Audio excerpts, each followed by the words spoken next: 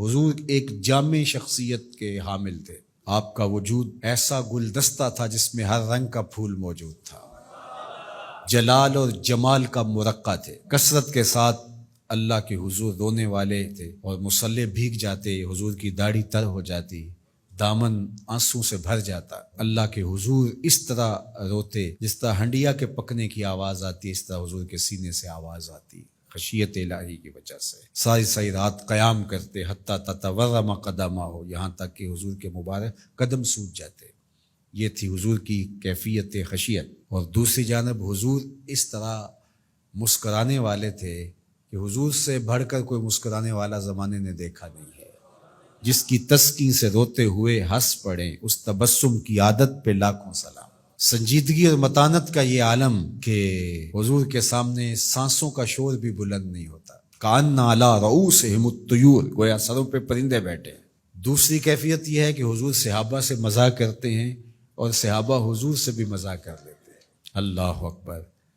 تو یہ جلال و جمال کا مرقع، پہلو دار شخصیت حضور کی، ایسا گلدستہ کہ جس میں ہر رنگ اور ہر خوشبو رکھنے والا پھول موجود ہے۔ متنوع اوصاف کے مالک تھے، جامع الصفات تھے، جامع الکمالات تھے۔ اللہ اکبر۔ گلدستہ نور تھے، گلدستہ رحمت تھے، خیر و برکت کا مجموعہ تھے، کمالات کا مرقع تھے۔ کائنات میں کسی نے ایسا وجود نہیں دیکھا جو رب نے محمد عربی کا بنایا۔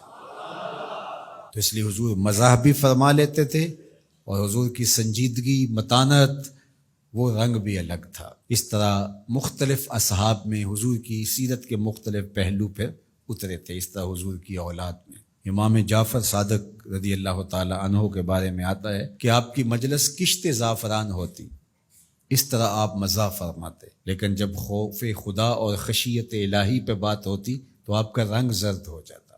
تو یہ ایک کیفیت ہوتی ہے، گاہے خنداں گاہے گریاں، کبھی چہرے پہ مسکراہٹیں پھیلتی ہیں اور دور والے نیڑے ہوتے ہیں، اور کبھی جلال کی کیفیت ہوتی ہے کہ دشمن تھر تھر کانپتا ہے۔ اللہ اکبر۔ تو یہ رنگ ہیں، یہ جمال کے مختلف زاویے ہیں اور اللہ نے اپنے محبوب کو عطا فرمائے ہیں۔ اور مختلف رنگوں سے سجا ہوا جہاں اگر آپ نے دیکھنا ہے تو مدینے کی گلی میں آ جائیں۔